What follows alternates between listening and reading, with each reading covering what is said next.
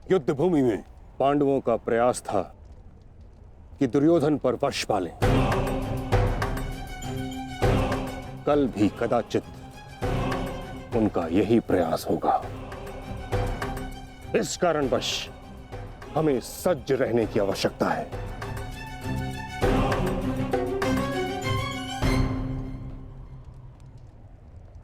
कल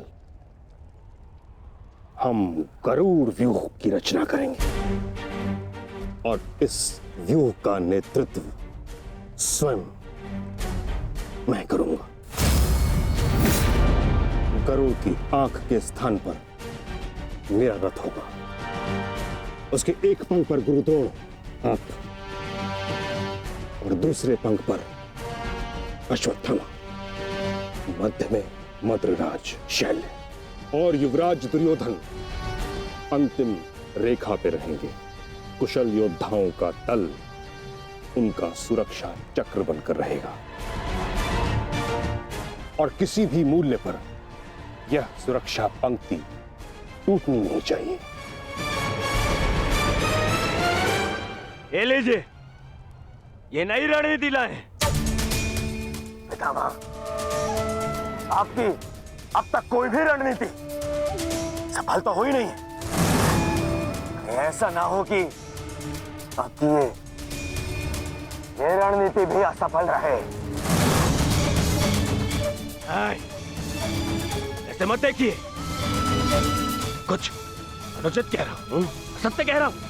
अब तक आपकी किसी भी रणनीति का कोई भी वास्तविक लाभ हमें नहीं मिला है। आज जो घटित हुआ है और जो घटित हो सकता था, मैं जानता हूं। अरे सेना को छोड़िए, आप तो मेरी सुरक्षा का कर्तव्य, अपने युवराज की सुरक्षा का कर्तव्य भी पूर्ण नहीं कर पाए।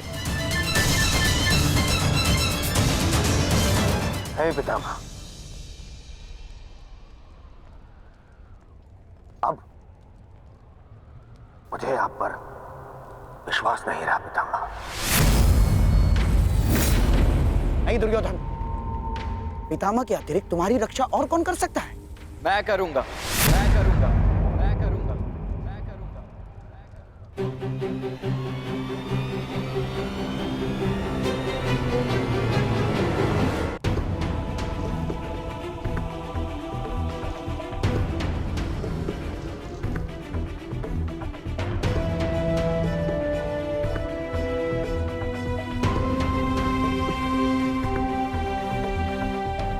मैं मानता हूं मैं महामहिम के समक्ष कुछ भी नहीं, और मैं हृदय से उनका सम्मान भी करता हूं।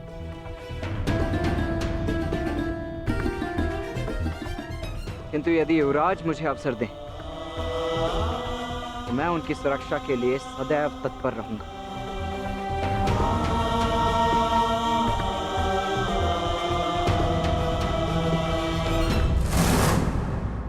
आपका क्या मत है वासुदेव? कल कौरव किस रणनीति के साथ युद्ध क्षेत्र में उतरेंगे?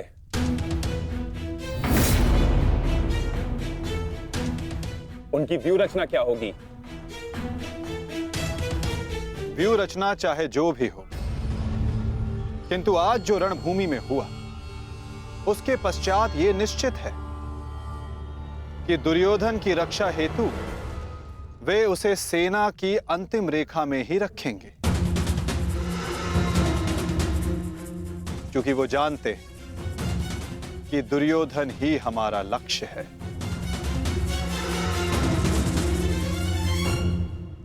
यदि ऐसा है तो फिर हमें कौन से व्यू का उपयोग करना चाहिए माधव? अर्धचंद्र व्यू पार्थ।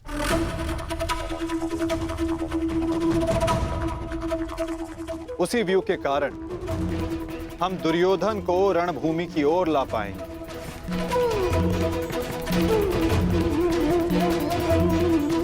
और यदि दुर्योधन व्यू से बाहर नहीं आया तो ये उसकी दुर्बलता समझी जाएगी और मानसिक पराजय भी।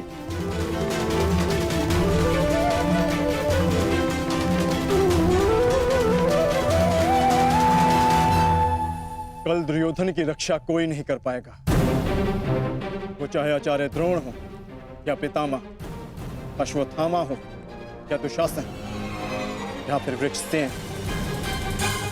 कल जो भी योद्धा मेरे और दुर्योधन के मध्य आएगा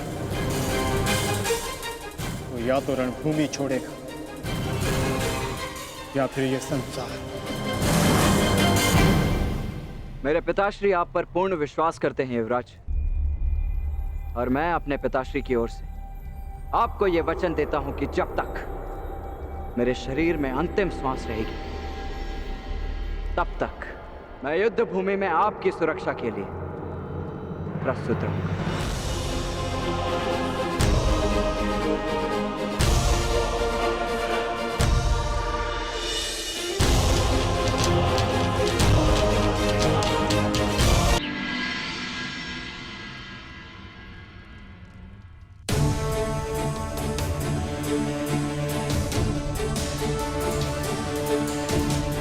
आज युद्ध का तीसरा दिन है। मेरी इच्छा है कि तुम हर परिस्थिति में मेरे साथ रहो। तुम्हारी सुरक्षा हेतु यह आवश्यक है। आप केवल सेना के नेतृत्व के बारे में सोचिए। तुम्हारी कुतर्कता का मैं उत्तर देना नहीं चाहता दुर्योधन, परंतु दो बातें स्मरण रहें दुर्योधन। प्रथम, जीवित रहने का प्रयास करना। द्वितीय, सदैव मेरे पीछे ही रहना।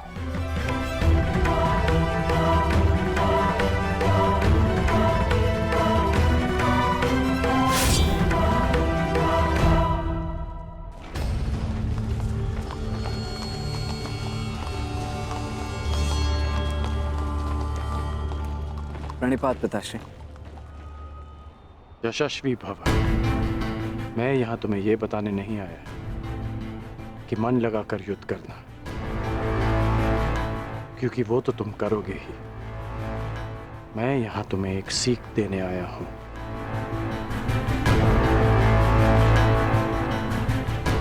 युद्ध क्षेत्र में योद्धा कहां है, ये जानने का सबसे अच्छा संकेत है उसके युद्ध की पताका। तुम्हें जिसकी भी रक्षा करनी है या जिस पर भी प्रहार करना है, उसके रथ की पताका को जानना, पहचानना बहुत आवश्यक है। मैंने ये तुमसे पहले नहीं कहा, पर आज कह रहा हूं कि मुझे स्वयं पर गर्व है कि मैं तुम्हारा पिता हूं।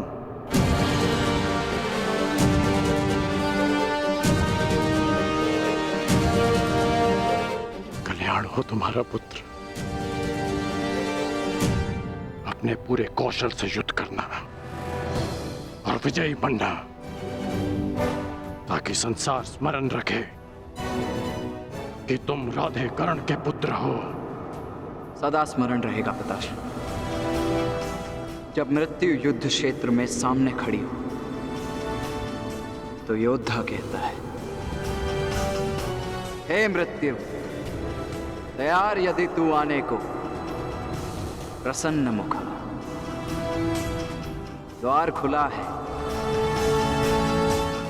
तेरा स्वागत, प्रसन्न मुखा।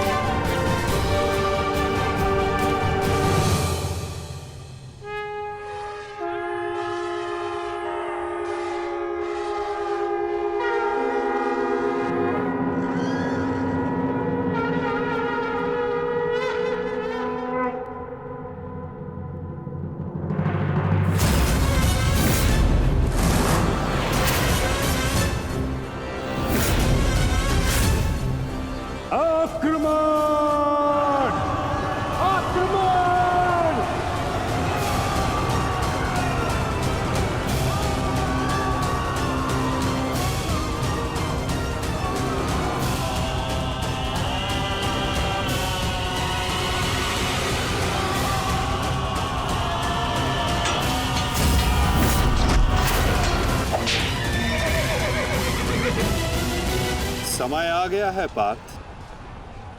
क्या करना है स्मरण है ना?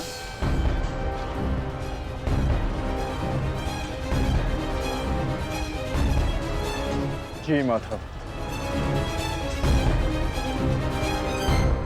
आज महामहिम भीष्म ने गरुड़ व्यूह का निर्माण किया है महाराज। किंतु पांडवों ने कौन सा व्यूह रचा है संजय? पांडवों ने अर्धचंद्र व्यूह की रचना की है महाराज। मूर्ख है युधिष्ठिर, कभी भी अर्धचंद्र व्यूह गरुड़ व्यूह को नहीं तोड़ सकता।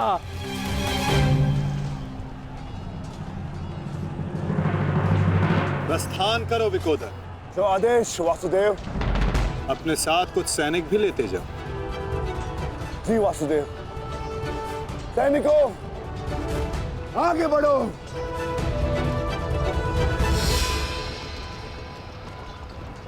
क्षमा चाहता हूं माता, किंतु भ्राता भीम दुर्योधन और उसकी सेना के लिए अकेले ही पर्याप्त है। तो फिर आपने उनके साथ सैनिक क्यों भेजे?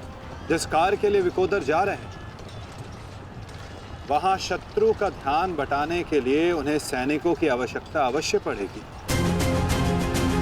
तुम समझ रहे हो ना पार्थ?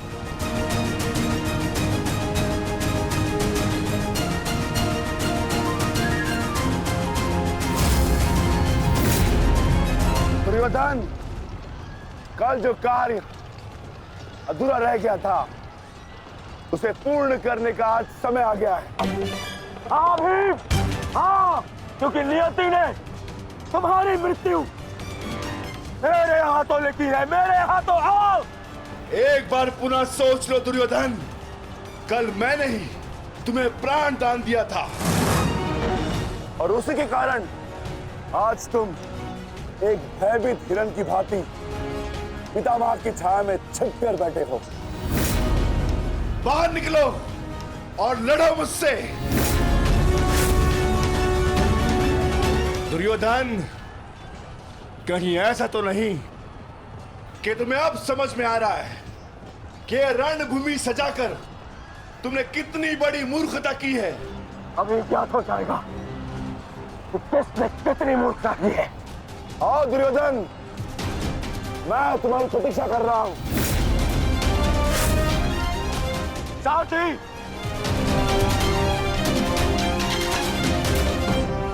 पांडवों ने अर्धचंद्र व्यूह बनाया है।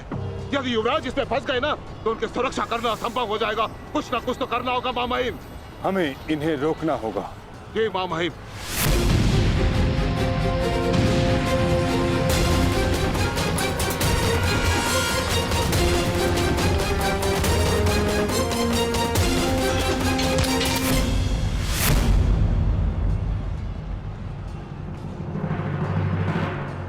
प्रणिपात प्रपितामह।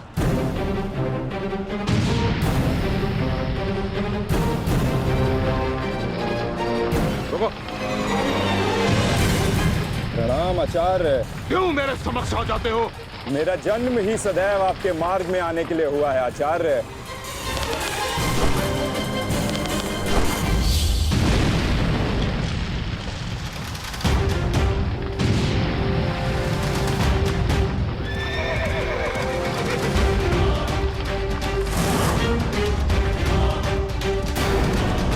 मुझे युवराज की सहायता के लिए जाना होगा।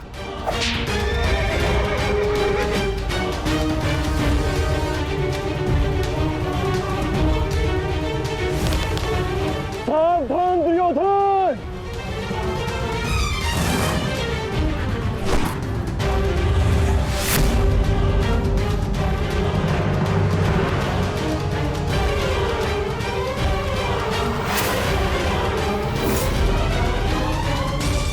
चूक गए अर्जुन। अपना एक बाण व्यर्थ कर दिया तुमने। ना मेरा बाण अपना लक्ष्य चूकता है और ना मैं कोई बाण बिना लक्ष्य संधान करता हूं।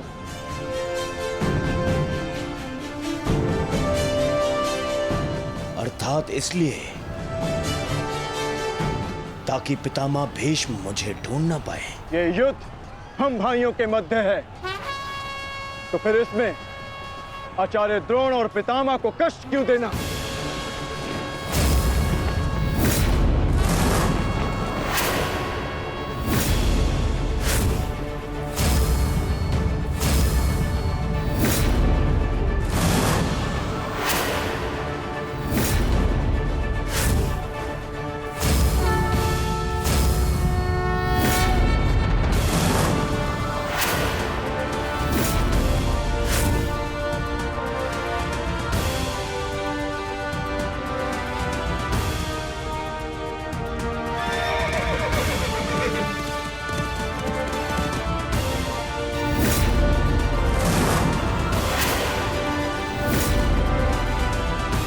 युद्ध क्षेत्र में योद्धा कहाँ है, ये जानने का सबसे अच्छा संकेत है उसके युद्ध की पताका।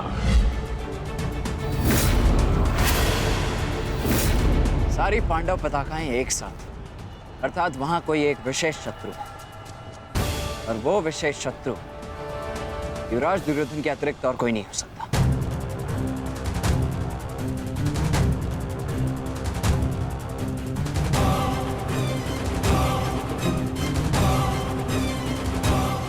अब समझा, जब बल से कार्य नहीं बना तो छल से मुझे बंदी बनाने की योजना बनाई है तुम पांडवों ने। हाँ?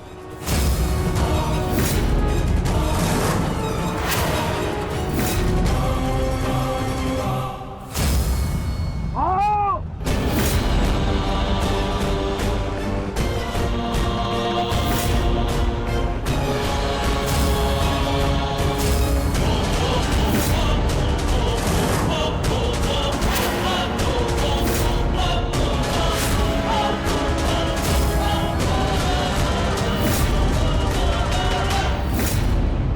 सावधान दुर्योधन!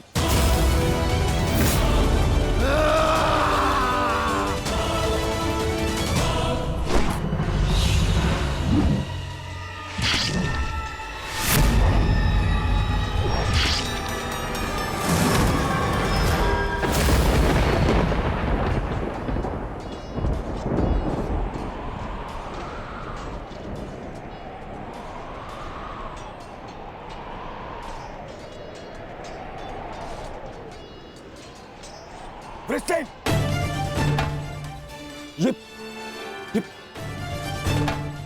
ये क्या किया तुमने पुत्र? वचन पूर्ण किया। उठो, उठो, उठो।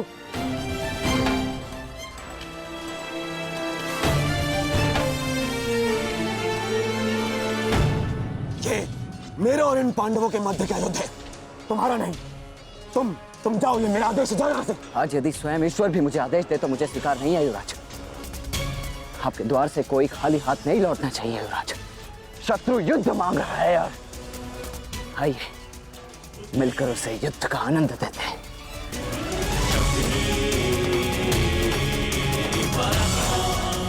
हर हर महादेव। हर हर महादेव।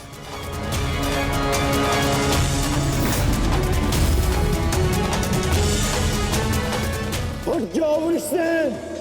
आज मेरे और दुर्योधन के मध्य जो भी आएगा या तो रणभूमि से जाएगा या संसार से।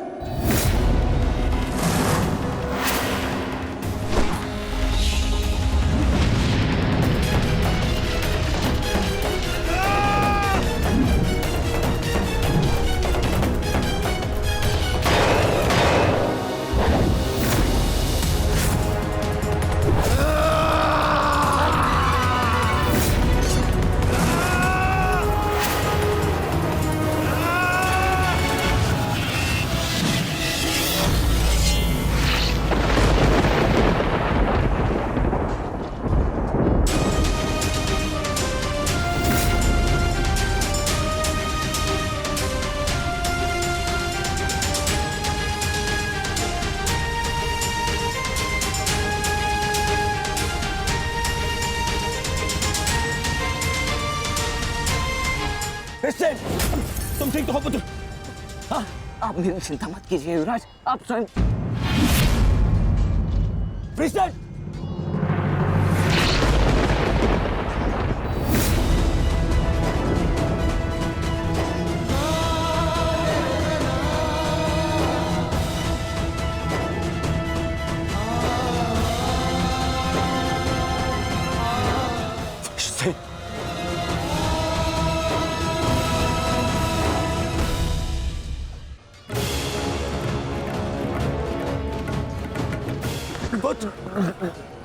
वृषसेन, अभी भी समय है, पहुंच जाओ।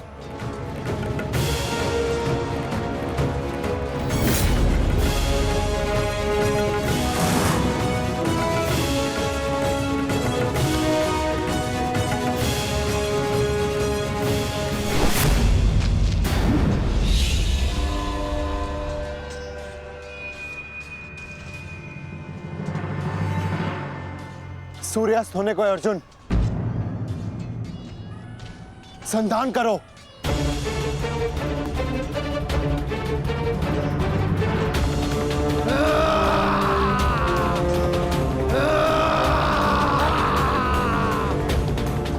दुर्योधन!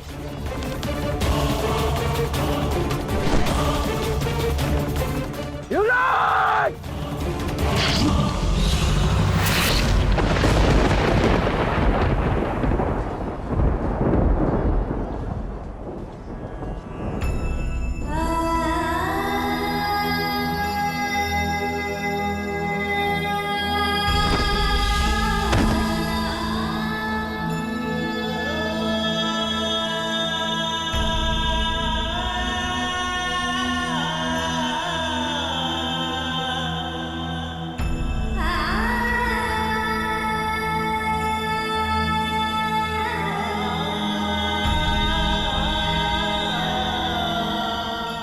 Justin!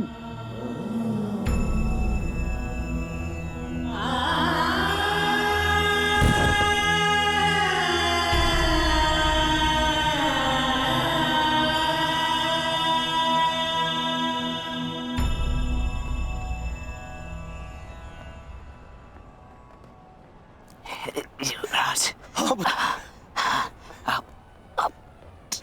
सुरक्षित तो है। हाँ पुत्र, मैं सुरक्षित। और तुम चिंता मत करना, मैं तुम्हें अभी वैद्य के पास में लेके जाऊंगा। तुम स्वस्थ हो जाओगे। आओ आओ।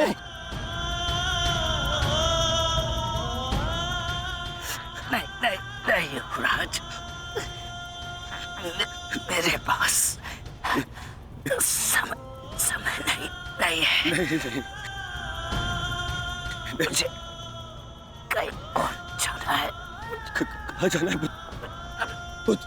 मुझे जाना।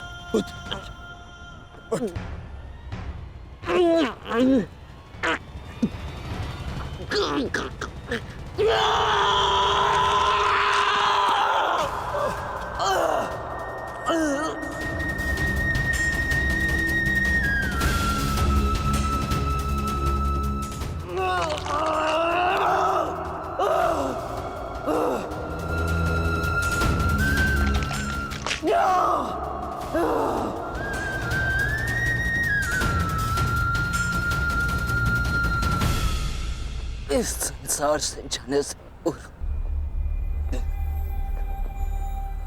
मुझे उनसे मिलना है जिन्होंने मुझे इस संसार में आने का लक्ष्य समझाया।